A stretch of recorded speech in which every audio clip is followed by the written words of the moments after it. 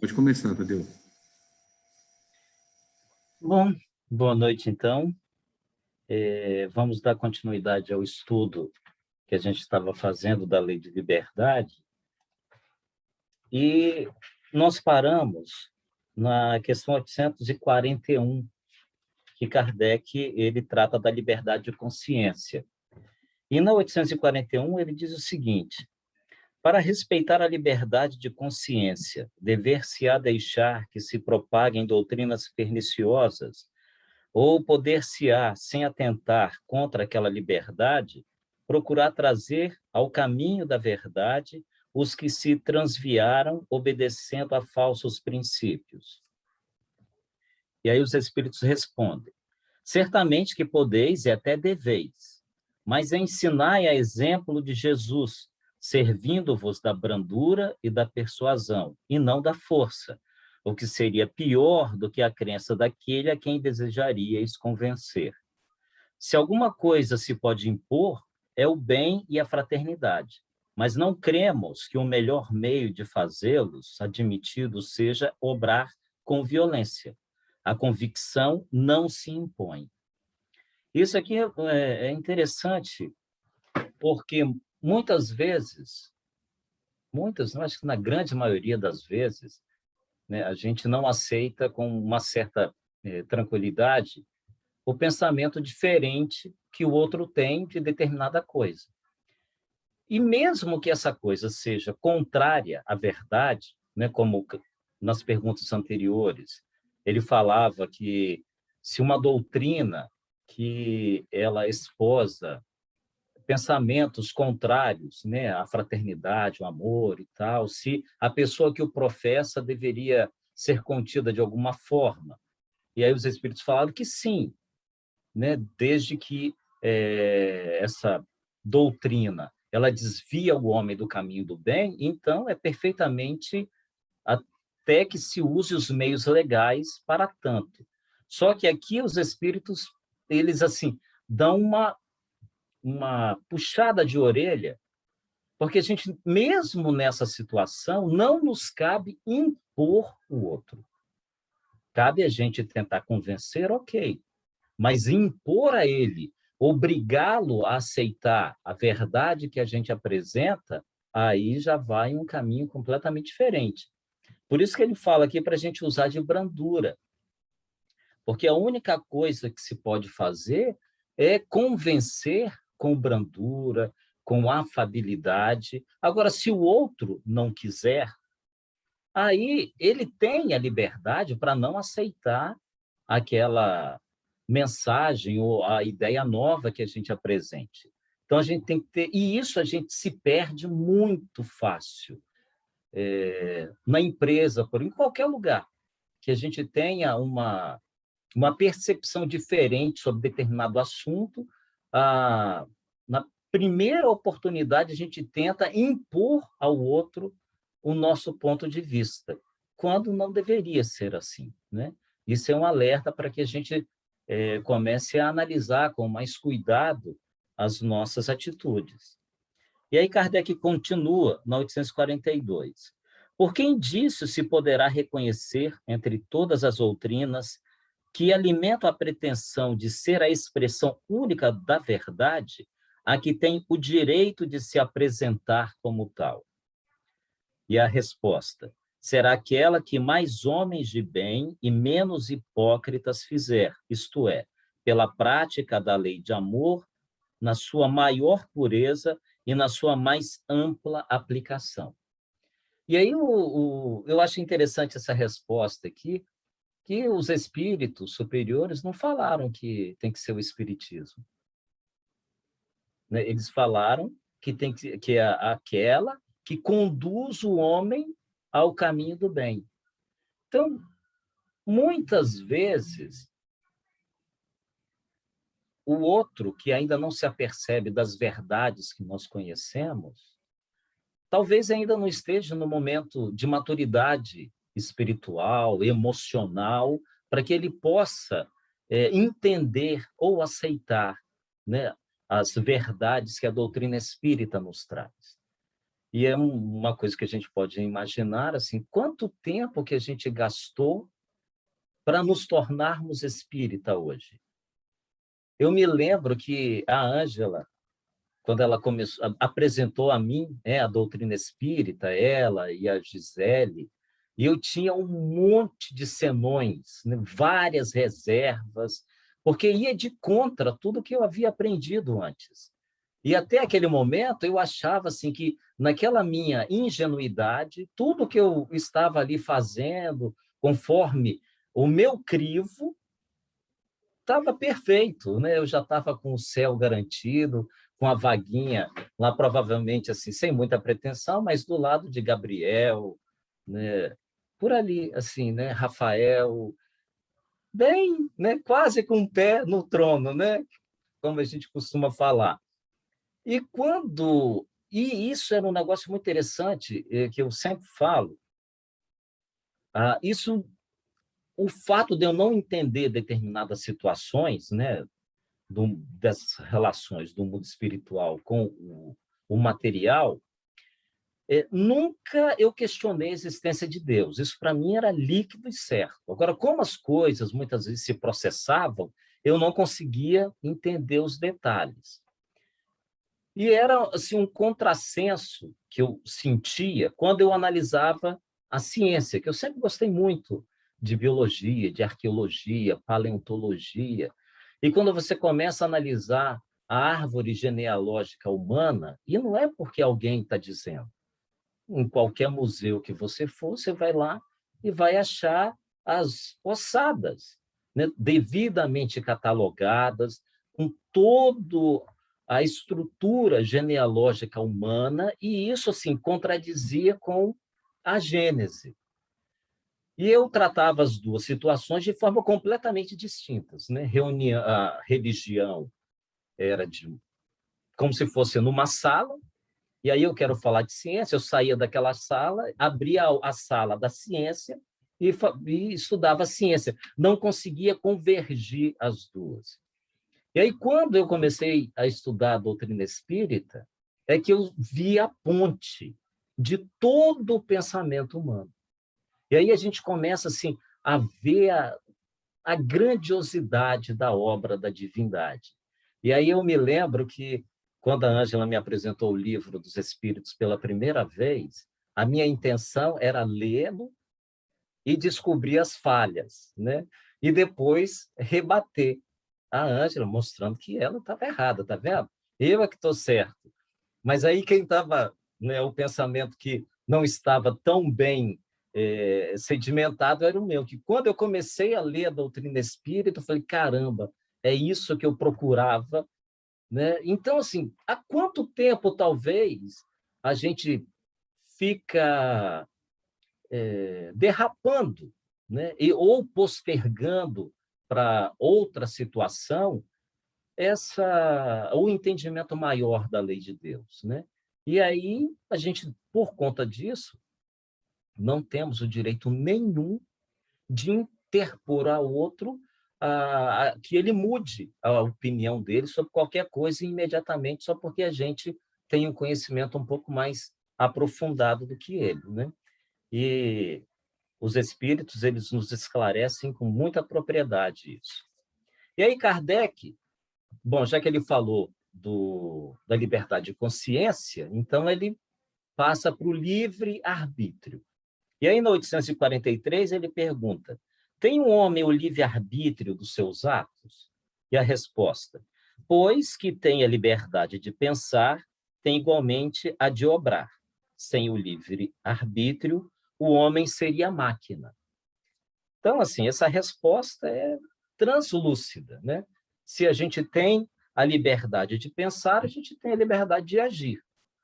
Se a gente não tivesse essa oportunidade, a gente seria uma máquina, um robô, que aí alguém acionaria para que ele desenvolvesse tal ou qual atividade.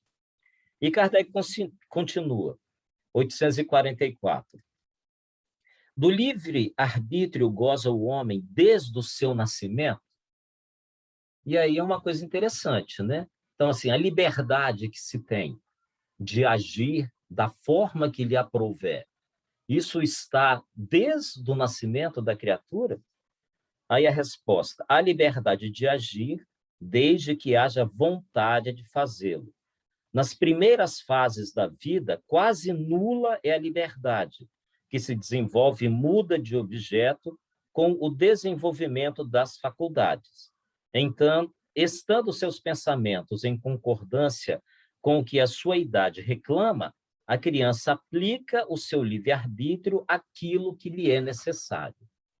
E aí a gente observa que o livre-arbítrio, então, ele vai caminhando juntamente com o desenvolvimento intelectual.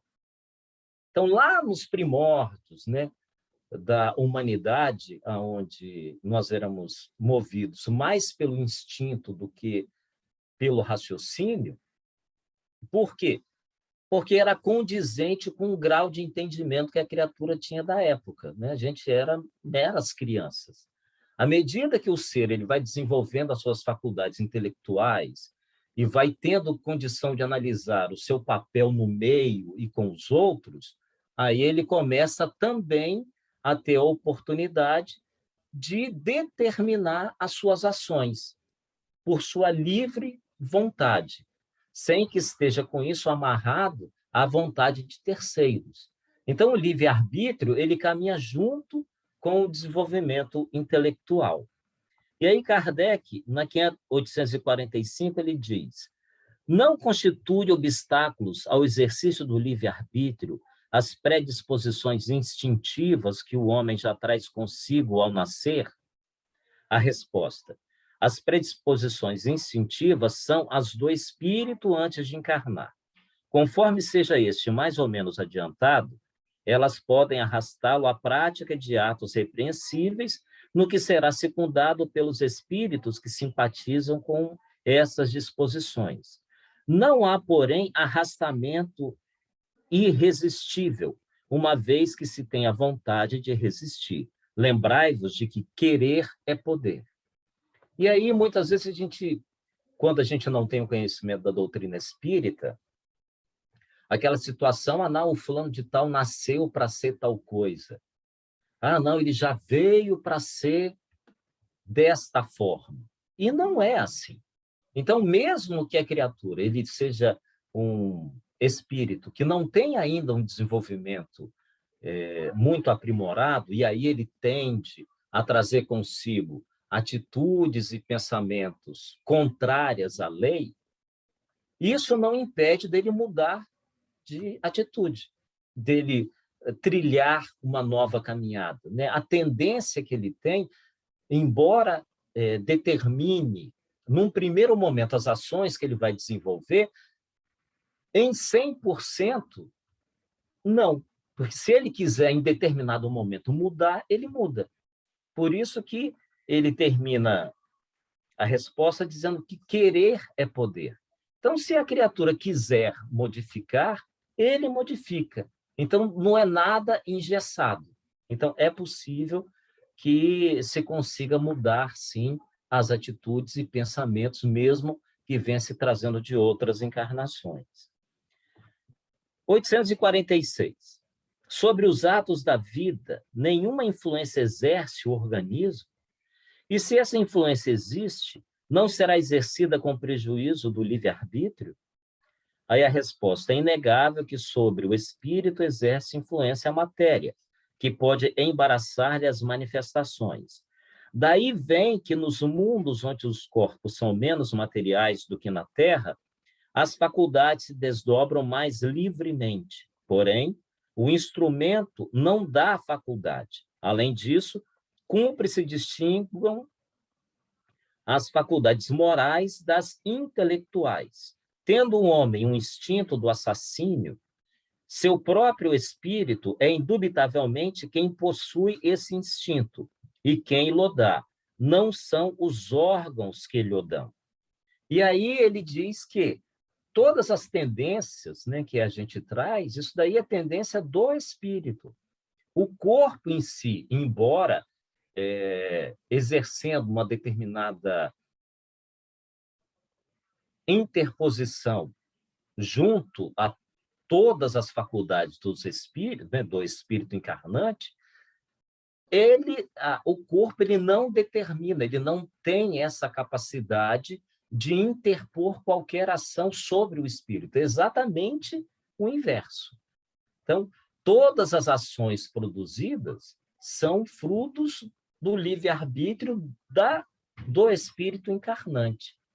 E é isso que ele coloca aqui, e eu achei assim, bastante interessante para a gente começar a analisar aquela situação da responsabilidade dos atos, porque ele ainda, Kardec ainda não se aprofundou nisso, né? Ele está falando da liberdade que as pessoas têm de agir, e se o corpo interfere até determinado ponto, pode interferir, mas é sempre o espírito que tem o cerne da vontade.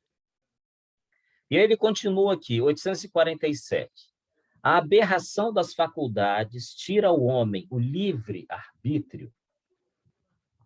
É interessante o termo aberração, né? Na tradução de Guillon, ele não se aproximou das nossas das palavras que a gente normalmente, comumente utiliza. Mas aí ele fala o seguinte: já não é senhor do seu pensamento aquele cuja inteligência se ache turbada por uma causa qualquer, e desde então já não tem liberdade. Essa aberração constitui muitas vezes punição para o espírito, que porventura tenha sido, noutra existência, fútil e orgulhoso, ou tenha feito mau uso das suas faculdades. Pode esse espírito, em tal caso, renascer no corpo de um idiota, como déspota no de um escravo e o mal rico no de um mendigo. Então, assim, as aberrações são as questões, né, de cunho emocional, de cunho inteligente, aí todos os tipos de idiotia.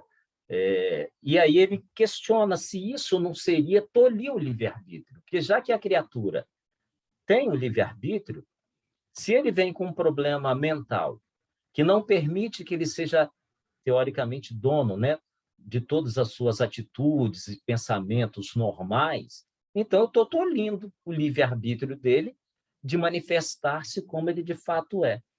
E aí o espírito ele começa a lançar a lei de causa e efeito, que, ok, né, foi tolhido a liberdade naquele momento, mas que teve uma causa antecedente. E aí ele fala, né, de repente, o mal rico, aquele que utilizou mal a riqueza, de uma forma egoística, prepotente, arrogante, para se reajustar com a lei de amor, porque ele precisa refazer tudo aquilo que ele produziu de errado, ele pode vir numa situação de extrema pobreza, e aí ele dá os exemplos. Então, a gente começa a analisar que tudo vai estar determinado na causa e efeito. E aí, como Jesus falava lá no Evangelho, que ele dizia que a cada um de acordo com as suas obras.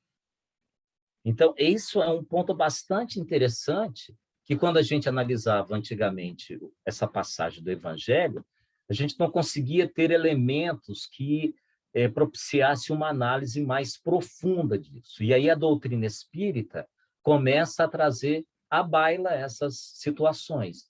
E aí a gente consegue analisar de forma bem cristalina essas condições.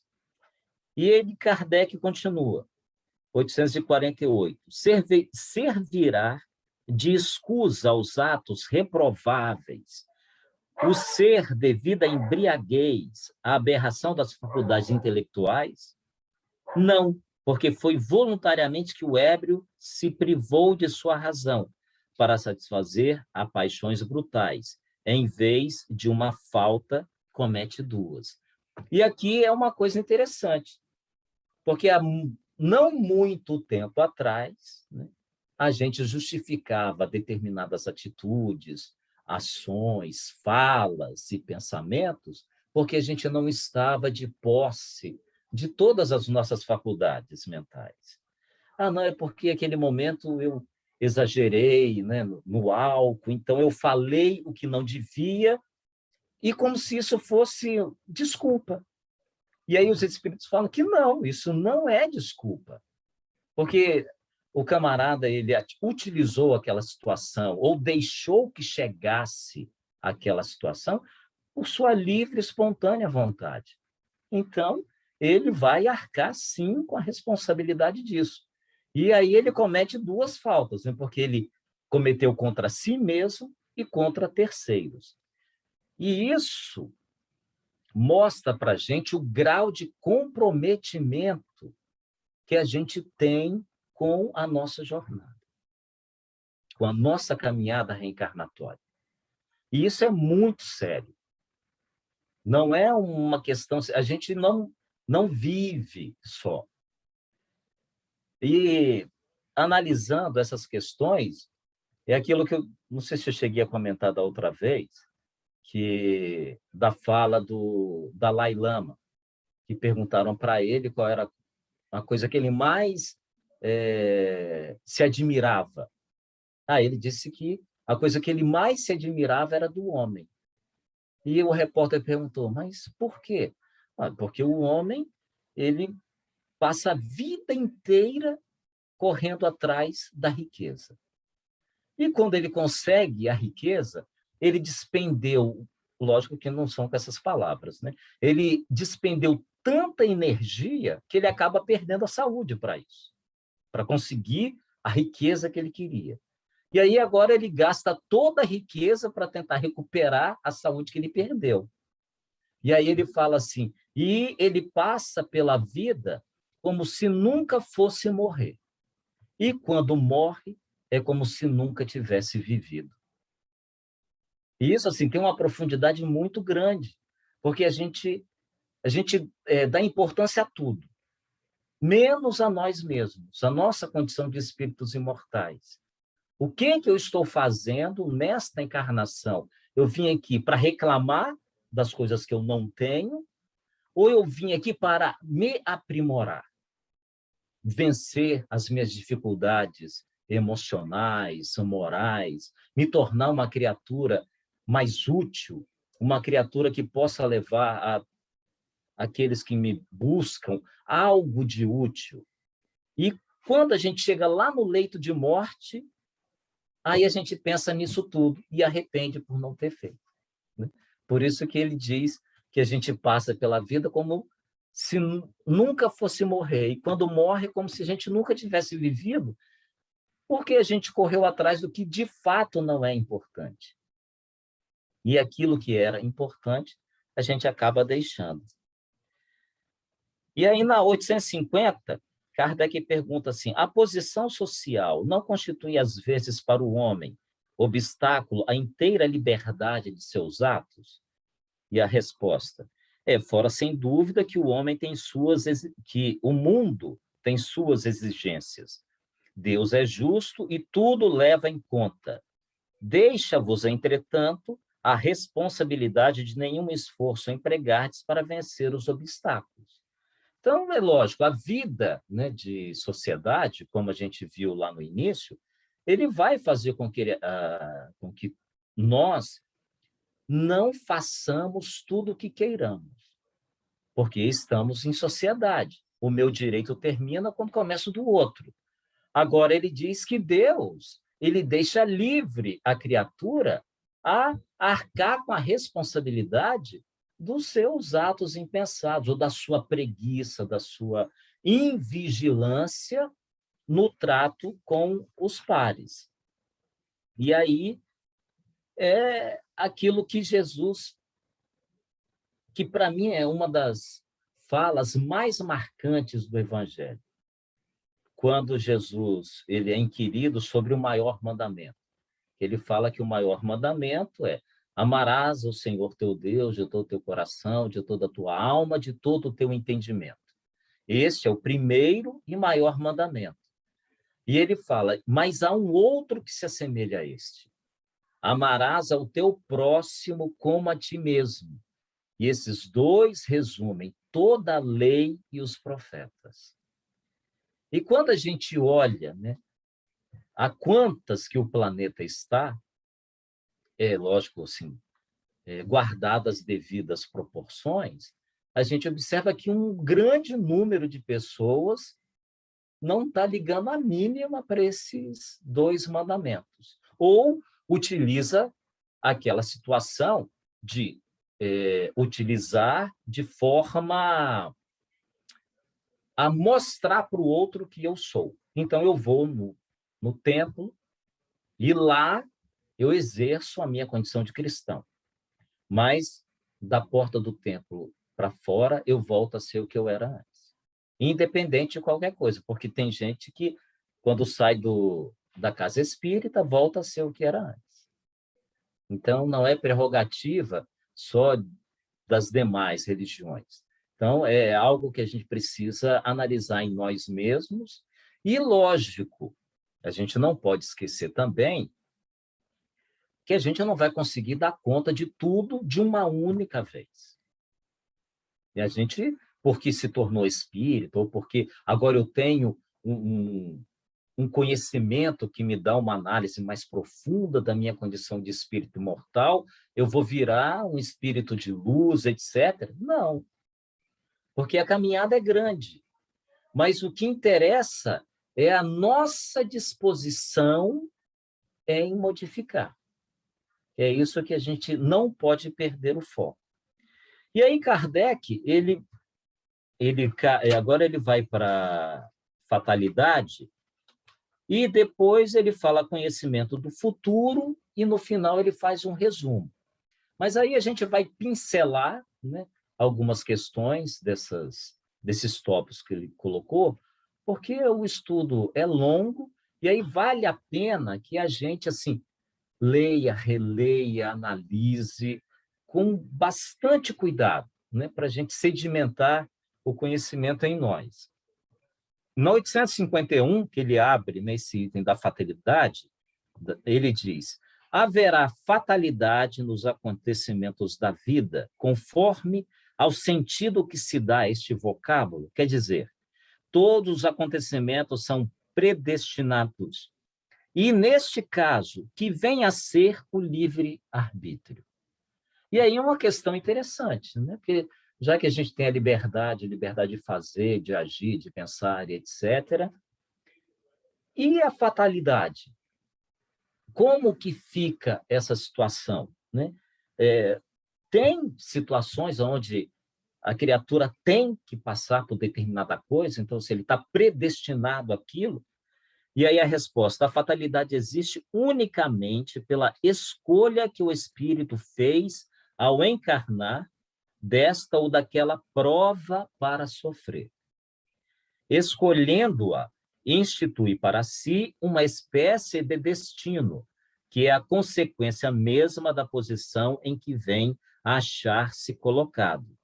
E aí ele diz: falo das provas físicas, pois pelo que toca às provas morais e às tentações, o espírito, conservando o livre-arbítrio, quanto ao bem ou ao mal, é sempre senhor de ceder ou resistir.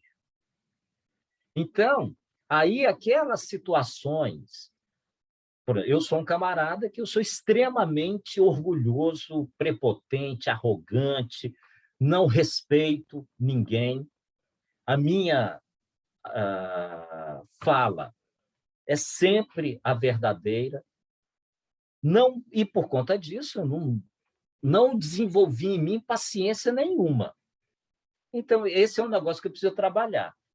Aí os mentores espirituais, né, com aquela afabilidade que lhes é própria, aí chega para mim, mostra, provavelmente, né, eu já vou saber tudo aquilo que eu fiz, quantas vezes eu vim repetindo aqueles mesmos atos, e isso causa o sofrimento, porque precisa mudar, e aí eu me predisponho. Então, realmente, eu preciso mudar, eu venho. Então, vou vir. E, lógico, aí para eu mudar, eu vou encarnar no local onde todo mundo vai aceitar o que eu vou falar de bom grado?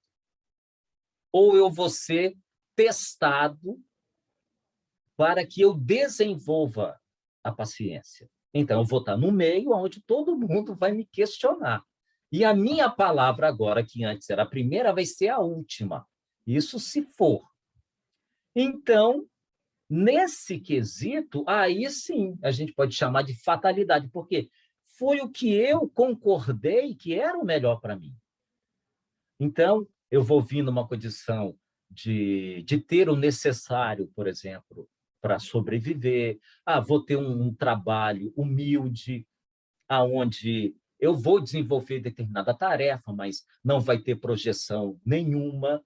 E aí, mas como ainda fala mais alto em mim mesmo o meu orgulho, eu vou sentir como se eu fosse marcado para sofrer.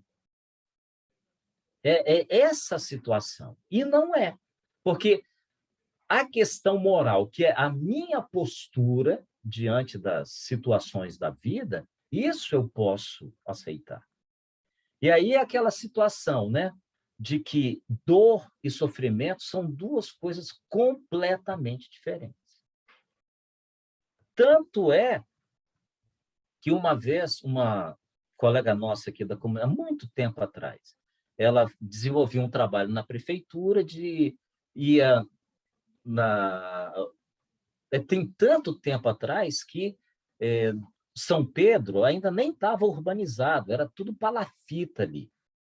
E aí ela tinha um programa na prefeitura que eles iam lá, catalogavam as pessoas e aí levavam naquela necessidade de cesta básica, de roupas, etc. E aí depois fazia-se um levantamento de quem podia ajudar e a prefeitura levava para essas comunidades. E aí ela indo,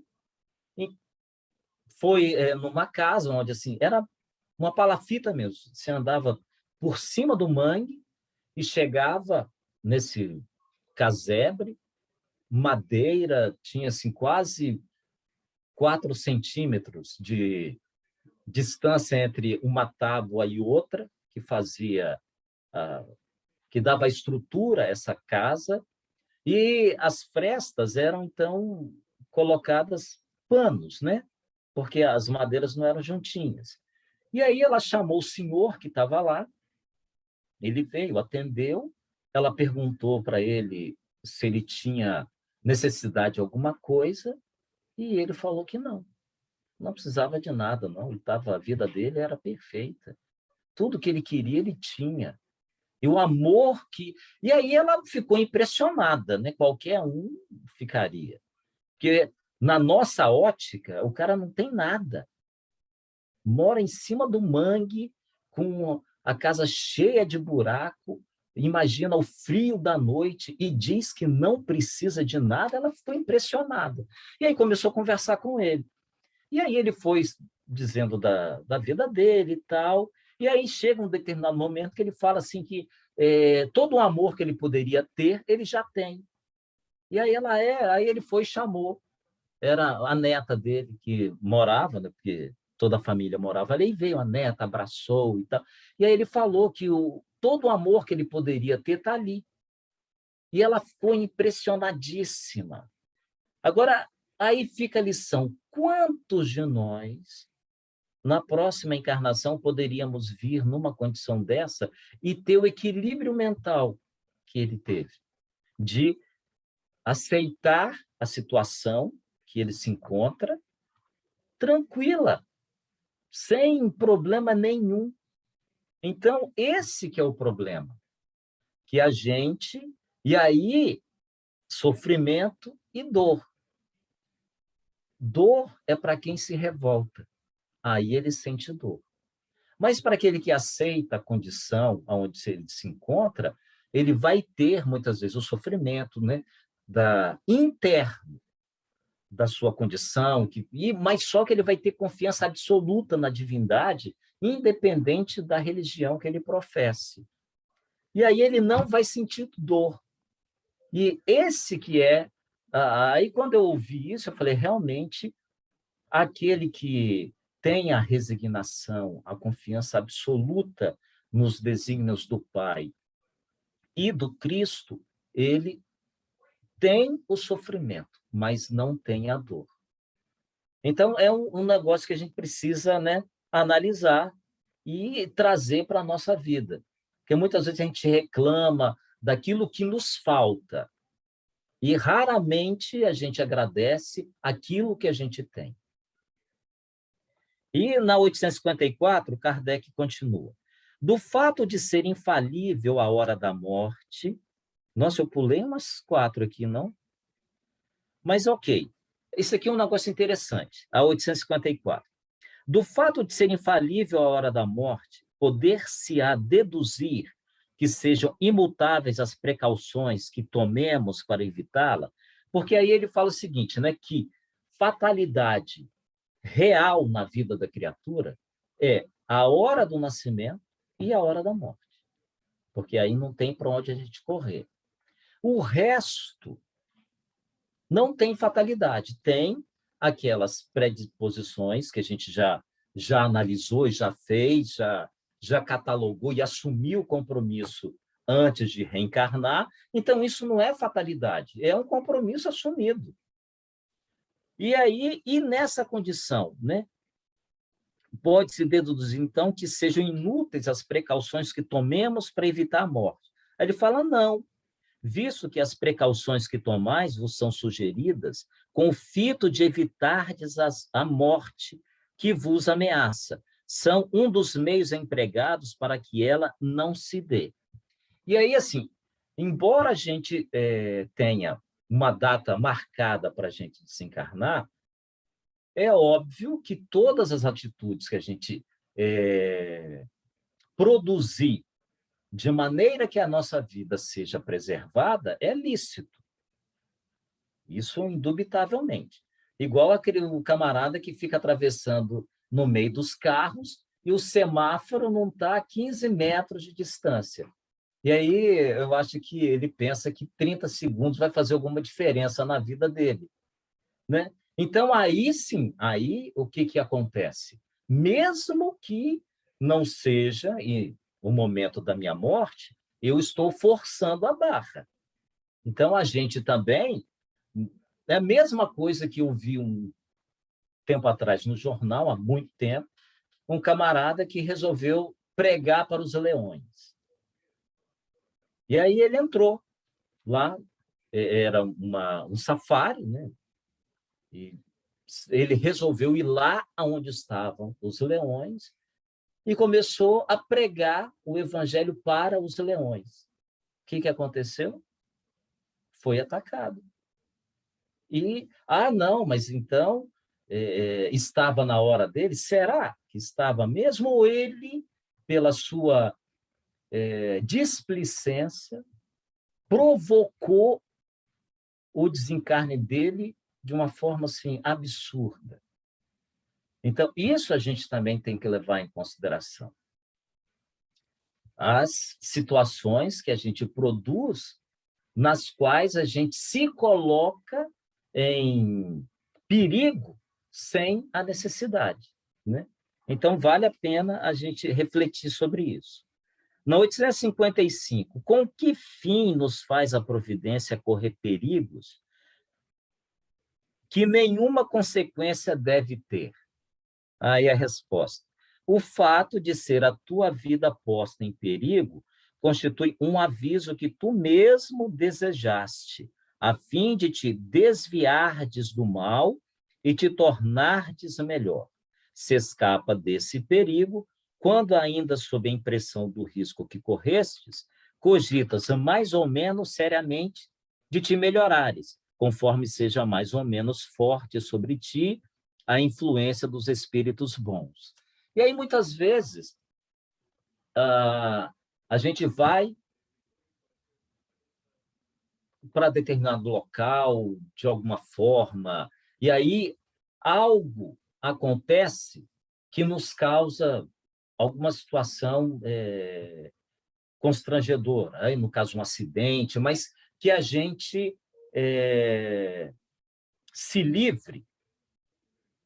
E talvez o ensinamento fosse a gente analisar com mais critério as escolhas que a gente faz para ir a determinadas situações, ou analisar, já que a gente se livrou daquele perigo de morte, não seria, então, a hora de eu começar a olhar com mais cuidado a minha vida, no sentido de que qual o direcionamento que eu estou dando para ela? Porque a gente não sabe a hora que a gente vai desencarnar. Pode ser a qualquer momento. Então, se pode ser a qualquer momento, a gente tem que dar conta da nossa vida a todo momento. A gente não pode deixar para na hora que a coisa acontecer. Aí lascou, né? Você já perdeu todo o tempo que você poderia ter modificado, agido de outra forma, e agora é tarde. Então, ele fala, muitas vezes é um sinal que você precisou para que você tenha a consciência mais forte daquilo que você precisa mudar o quanto antes. Então, para a gente ver como que a espiritualidade também nos assiste, né? Em todas as situações da nossa vida. E aí vamos pular algumas questões, vamos para aqui 859.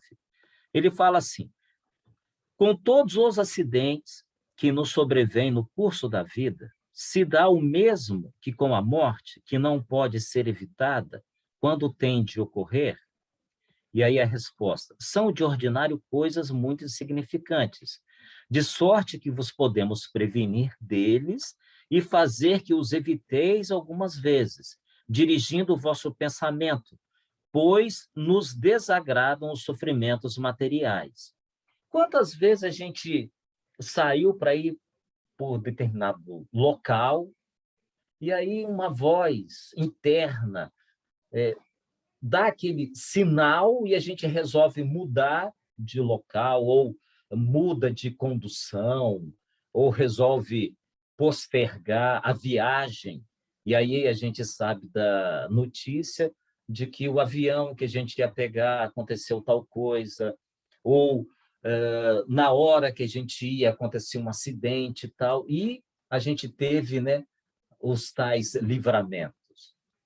Um exemplo muito interessante, as Torres Gêmeas, né? Quando houve aquele incidente lá em Nova York e as duas torres vieram abaixo, depois vieram os relatos, né?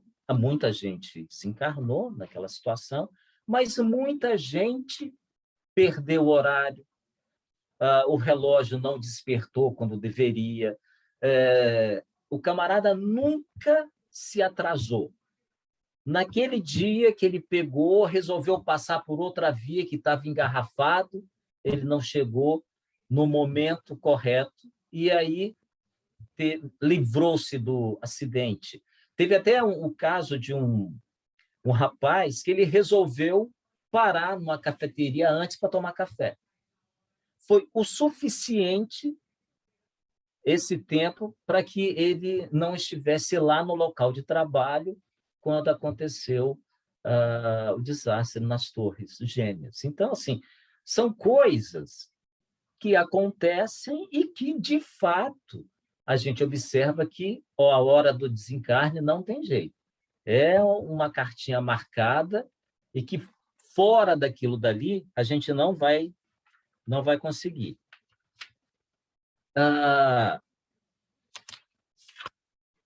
Vamos para a gente finalizar o estudo, né? E aí eu sugiro que depois, né, cada um de nós, a gente leia com calma as questões que não foram ditas aqui, porque a lei de liberdade é extraordinária, é aquilo que é o cerne da minha relação com o outro. E aí Kardec ele passa lá para o conhecimento futuro, na 868. Aí ele diz assim: pode o futuro ser revelado ao homem? Por quê? Porque se o futuro for revelado a mim, a minha liberdade de agir vai ser tolhida? Será que o meu livre-arbítrio vai ser interferido? Porque agora, se eu sei o que vai acontecer, eu posso agir de uma outra forma completamente diferente se eu não soubesse. E aí, a resposta é, em princípio, o futuro lhe é oculto, e só em casos raros e excepcionais permite Deus que seja revelado. E aí eles perguntam, né, Kardec pergunta no 869, Com que fim o futuro se conserva oculto ao homem? Se o homem conhecesse o futuro, negligenciaria do presente e não obraria com a liberdade com que o faz, porque dominaria a ideia de que se uma coisa tem que acontecer, inútil será ocupar-se com ela, ou então procuraria obstar a que acontecesse. Não quis Deus que assim fosse, a fim de que cada um concorra para a realização das coisas, até daquelas que desejaria opor-se. Assim é que tu mesmo preparas, muitas vezes, os acontecimentos que hão de sobrevir no curso da tua existência. Então, não saber do futuro é extraordinário, porque a gente vai agir da forma assim mais correta possível, a forma mais real, vamos dizer assim, porque vai ser fruto da minha própria vontade, sem levar em consideração nenhum tipo de desvio. Então, e aí eu não vou poder também utilizar a desculpa de que me induziu porque me falou tal coisa. Então, se a gente fica livre para agir conforme a nossa consciência. E aí, só para finalizar essa questão do livre-arbítrio, da liberdade, né, do pensamento da liberdade de consciência, tem um caso, na verdade eu tinha separado três, mas eu vou ler um só por conta do tempo. Ele está no livro Contos dessa e da Outra Vida, do irmão X, e ele chama assim, Verdugo e Vítima. E ele fala, o irmão X começa a história assim: o rio transbordava, aqui e ali, na crista espumosa da corrente pesada, boiavam animais mortos ou deslizavam toras e ramarias. Vazantes em torno dava expansão a crescente lençol de massa barrenta. Famílias inteiras abandonavam casebres sob a chuva, carregando aves espantadiças quando não estivesse puxando algum cavalo magro. Quirino, o jovem barqueiro de 26 anos, de sol no sertão, havia enrijecido de todo. Ruminava plano sinistro. Não longe, em casinha fortificada, vivia Licurgo, conhecido usuário das redondezas.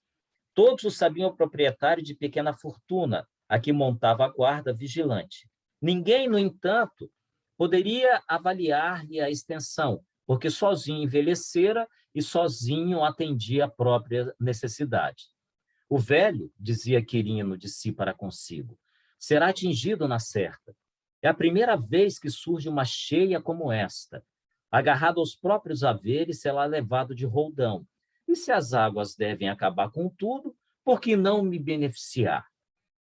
O homem já passou dos 70, morrerá de qualquer jeito. Se não for hoje, será amanhã, depois de amanhã, e o dinheiro guardado.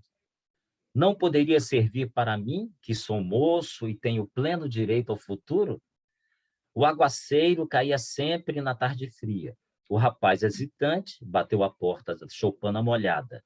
Seu Licurgo, seu Licurgo! E ante o rosto assombrado do velhinho que assomara a janela, informou: se o senhor não morrer, se o senhor não quer morrer, não demore. Mais um pouco de tempo e as águas chegarão, todos os vizinhos já se foram. Não, não, resmungou o proprietário. Moro aqui há muitos anos, tenho confiança em Deus e no rio, não sairei. Venho fazer-lhe um favor, agradeço, mas não sairei. Tomado de criminoso impulso, o barqueiro empurrou a porta mal fechada e avançou sobre o velho, que procurou em vão reagir. Não me mate, assassino! A voz rouquenta, contudo, silenciou nos dedos robustos do jovem. Quirino largou para um lado o corpo amolecido, como traste inútil, arrebatou o pequeno molho de chaves do grande cinto e, em seguida, varejou todos os escaninhos. Gavetas abertas mostravam cédulas mofadas, moedas antigas e diamantes, sobretudo diamantes. Enceguecido de ambição, o moço recolhe quanto acha. A noite chuvosa descera completa. Quirino toma os despojos da vítima num cobertor e, em minutos breves, o cadáver mergulha no rio. Logo após, volta à casa despovoada, recompõe o ambiente e afasta-se, enfim, carregando a fortuna. Passado algum tempo, o homicida não vê que uma sombra se lhe esgueira à retaguarda. É o espírito de Licurgo, que acompanha o tesouro, pressionado pelo remorso. O barqueiro abandona a região, instala-se em grande cidade, com pequena casa comercial, e casa-se, procurando esquecer o próprio arrependimento. Mas recebe o velho Licurgo, reencarnado por seu primeiro filho.